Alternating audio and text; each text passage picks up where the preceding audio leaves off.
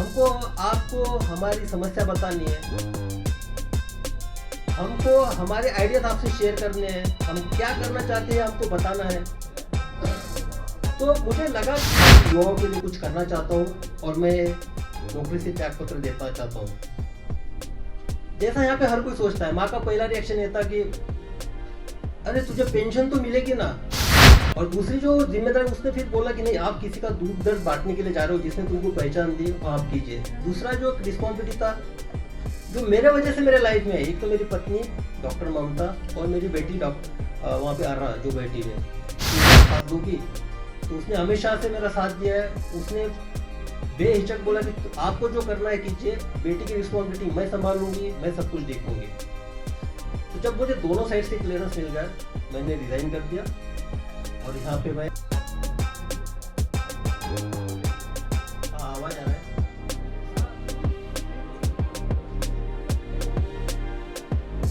सबसे पहले मैं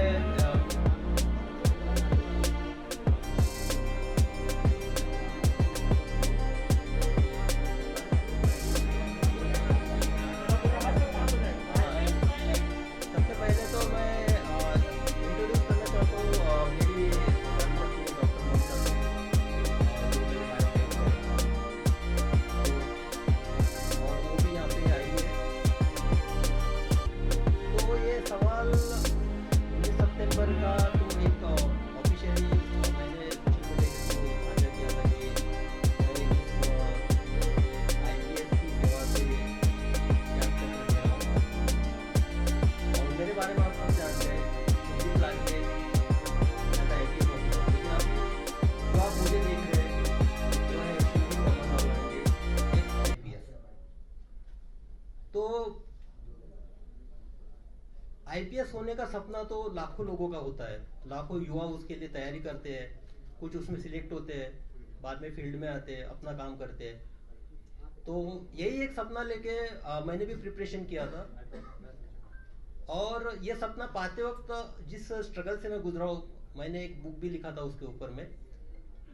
तो रॉकेल के दिए के नीचे पढ़ाई करते हुए मैं यहाँ तक पहुँचा था, और आईपीएस बनने के बाद ये सबसे बड़ा लम्हा था मेरे परिवार वालों के लिए। फिर उसके बाद आईपीएस के बाद मुझे बिहार कैडर अलॉट हुआ, मैं बिहार में आया। उसके बाद मैं लगातार 18 साल तक भारतीय पुलिस सेवा में कार्यरत रहा। तो सबसे पहले मैं तमाम मेरे अपने बिहार वासियों को धन्यवाद देना चाहता हूँ, उनका शुक्रिया अदा करना चाहता हूँ, जो कि उन्होंने मुझे इतना ज्यादा प्यार दिया, इतना ज्यादा मेरे प्रति विश्वास दिखाया। और दूसरा, आप लोग जो एक न्याय देने की प्रक्रिया के अंतर्गत मैंने लड़ाई लड़ी है सेवा में रहते हुए, उसमें आप सब लोगों का, मीडिया कर्मियों का बहुत बड़ा योगदान रहा है, और मैं खुले दिल से एक्सेप्ट करता हूं। तो अभी जब इतने स्ट्रगल के बाद एक आईपीएस मिला है, और मैं आईजी रैंक पे था, इंस्पेक्टर जनरल रैंक पे, इसके बाद मेरे लिए अपॉर्चुनिटीज बहुत ज्यादा थी। मैं सेंट्रल में सीबीआई में जा सकता था, आईबी जा सकता था, आरएनडब्ल्यू जा सकता था, central paramilitary forces CISF CRPF है वहां पे भी जा सकता था। अपने आप का जो पर्सनालिटी ग्रोथ था वहां पे हो सकता था, लेकिन मेरा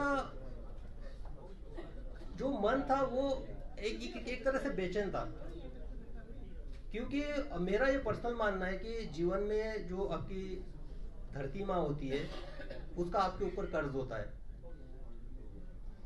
तो धरती माँ के एक माटी का कर्ज वो वहां होता है जहां आपका जन्म होता है, जहां आपकी परवरिश होती है, और दूसरा कर्ज आपके उस माटी का वहां पे होता है जो आपकी कर्म भूमि होती है। मैं मानता हूं कि मेरा जन्म महाराष्ट्र में हुआ, मेरा नाम शिवदीप मेरे माँ पिताजी ने रखा, लेकिन जो शिवदीप नाम है, इसको सही मायने में जो वजूद है, जो एक पहचान है, जो एक आइडेंटिटी है, वो मुझे बिहार ने दी और इस कर्मभूमि ने दी।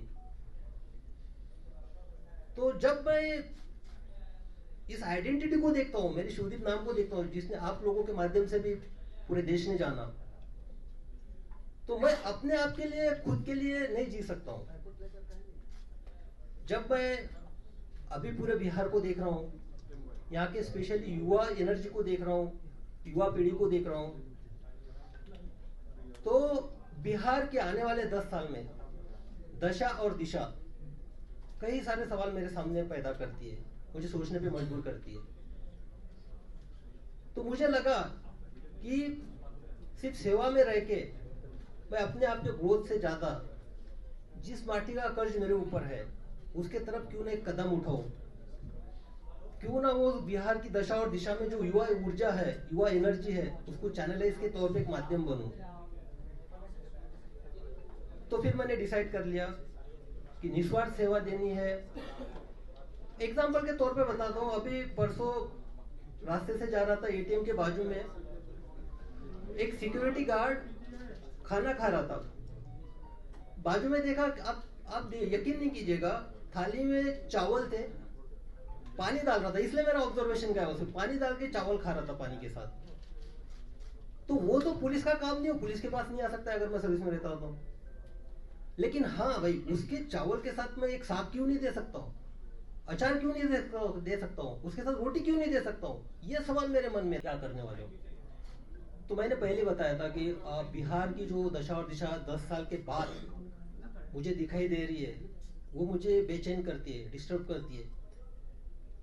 लेकिन आप देखिएगा कि युवा एनर्जी, बिहार की युवा एनर्जी, आप ब्यूरोक्रेसी से लीजिएगा, देश के ब्यूरोक्रेट्स देखिएगा, IAS IPS से लेके देखिएगा, डॉक्टर इंजीनियर देखिएगा, army, navy, air force, specialised scientist, सब तरह देखिएगा, सब तरफ आपको बिहार की युवा दिखेगा, बिहार का टैलेंट दिखेगा। वाइफ मेरी एक इंडस्ट्री चलाती है, वहां पे जब भी स्किल्ड काम होता है या तो हार्डवर्क का काम होता है, वहां पे बाकी लोगों की हिम्मत नहीं होती है, लेकिन वहां पे बिहार का स्किल्ड आदमी काम करता है, स्किल्ड इंजीनियर वहां पे आता है। तो मुझे ये महसूस हुआ कि जो बिहार देश के निर्माण में, देश के भविष्य में इतना योगदान करता है, हर फील्ड में करता है, बाहर में करता है, लेकिन बिहार के अंदर में क्यों नहीं? बिहार में जो युवाओं का जो सिचुएशन है वो स्टेटस को क्यों है, यानी जैसे थे सिचुएशन में क्यों है? तो मुझे इस सवाल का जवाब खोजना है, इसलिए मुझे लोगों के बीच में जाना है, युवाओं के बीच में जाना है, उनसे मुझे जानना है। और मैं जा इसलिए भी रहा हूं कि मुझे हजारों मैसेजेस आते हैं, युवा जो है मुझे या तो एक प्रेरणा के तौर पे देखते हैं कि रोल मॉडल के तरह के मुझे इस तरह से बनना है, और दूसरा एक उम्मीद भी रखते हैं कि मैं समाज के लिए कुछ करूंगा। तो युवा, तो उनके जो मैसेजेस होते हैं उनका ये बेसिक ये रहता है कि सर हमको आपसे मिलना है, हमको आपको हमारी समस्या बतानी है, हमको हमारे आइडियाज आपसे शेयर करने हैं, हम क्या करना चाहते हैं हमको बताना है।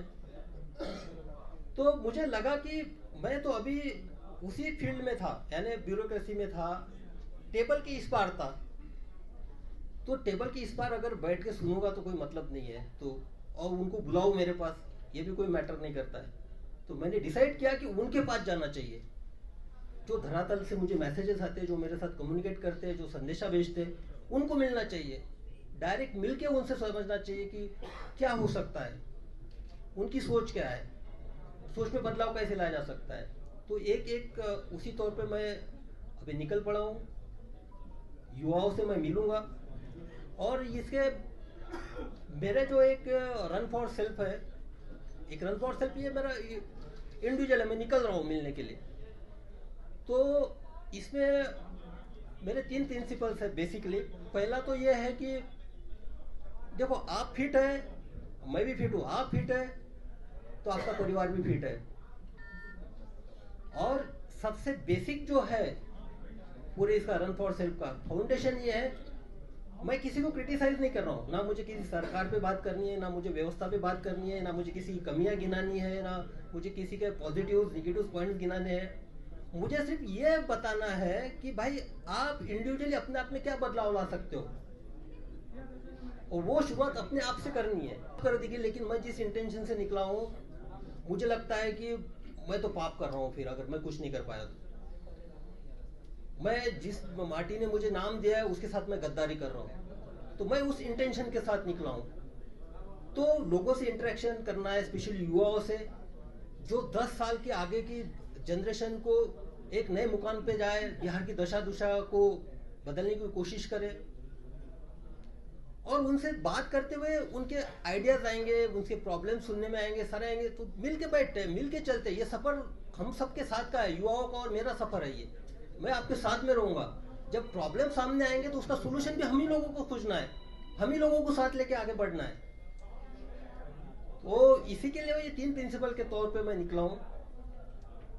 और मेरी कर्म भूमि की शुरुआत मुंगेर से हुई थी, प्रोबेशन पीरियड भी वहाँ पे था, और वहीं से मेरा जो बिहार की जनता ने प्यार और मोहब्बत देने की कोई शुरुआत वहीं से हुई थी। तो मेरा जो शुरुआत होगा 4 तारीख को मुंगेर से होगा। मैं कुछ नहीं करने वाला हूँ, मैं सिर्फ लोगों से मिलना हूँ, उन सुनने जा रहा हूँ, बस उनके पल्स देखना चाहता हूँ, क्या कहते हैं, क्या उनकी एक्सपेक्टेशन है, क्या करना चाहिए, क्या होगा कि ये जो दशा और दिशा बदल जाए, क्या होगा कि जो हम भारत निर्माण में, बाहर के सब स्टेट के निर्माण में इतना आगे है लेकिन यहाँ पे क्यों नहीं है। तो ये एक है। उसके बाद देखिए, मेरे जब भी मैं एसपी था तो आप सबको पता है, सबने कवर भी कर लिया। एक तो क्या, मैं जिस चेयर पे बैठा था, सामने वाला जो कंप्लेनेंट जिस चेयर पे बैठेगा उसी चेयर पे मैं बैठा था। मैंने कभी भी टॉवेल वाली चेयर और ये चेयर पे एसपीशिप में मैं बैठा नहीं हूँ, क्योंकि वो समानता होती है। ये जो है सिर्फ एक एडमिनिस्ट्रेटिव, मैं वहाँ पे पोस्ट पे था, लेकिन मेरे लिए सबसे इंपॉर्टेंट था जिसकी मैं सेवा दे रहा हूँ, उसको भी फील होना चाहिए इक्वेलिटी का। तो मेरे यूनिफॉर्म का एक ही प्रिंसिपल था, यूनिफॉर्मिटी इन एक्शन। मेरे सामने मैं इंसानियत को देखता था सिर्फ। मेरे लिए धर्म, जात, रिलीजन, उसका क्षेत्र ये मैटर नहीं करता था, और सब लोग जानते ही।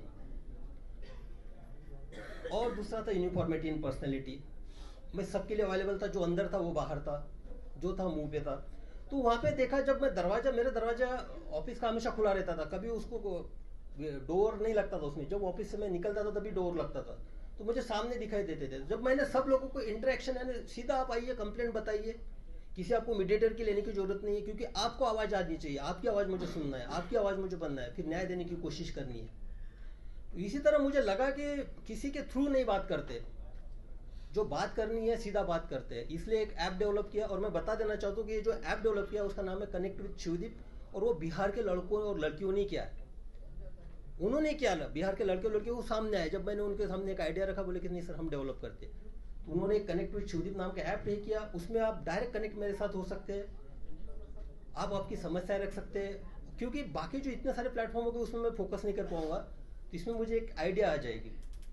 तो कनेक्ट विथ शिवदीप का जो ऐप का जो है वो भी आज ही लॉन्च, उसका ऑलरेडी हो चुका है, गूगल प्ले स्टोर पे आ चुका है। उस पर भी एक है कि आप मुझसे उससे कनेक्ट हो सकते हैं।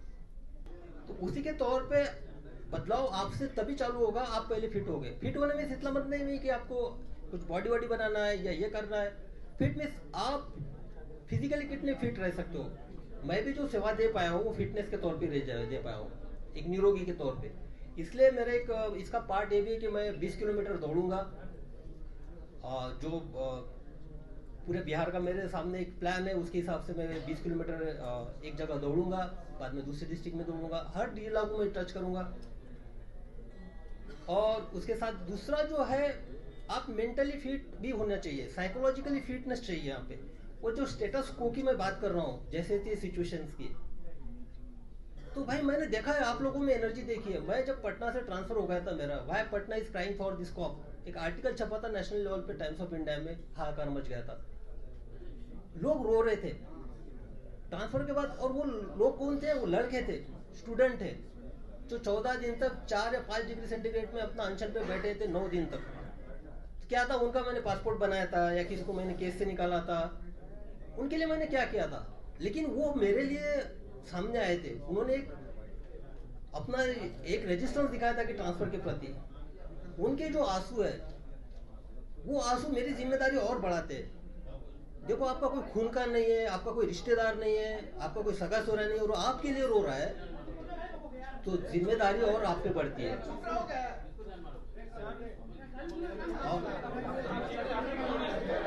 उसके बाद तो मुझे ये जानना है कि जो एक डेडिकेशन है, एक साहस है, जो मुझ में मैं युवाओं में भी देखना चाहता हूँ, इसलिए उनको साइकोलॉजिकली भी फिट देखना चाहता हूँ। तीसरा सबसे इंपॉर्टेंट जो एस्पेक्ट है मेरा, वो है अवेयरनेस का। मैं युवाओं के बीच में जाऊंगा, युवाओं को मेरी अपील है, देखिए ये अगर 10 साल हम अपने आप में बदलाव नहीं लाएंगे तो आगे वाली 10 पीढ़ियां हमको माफ नहीं करेंगी।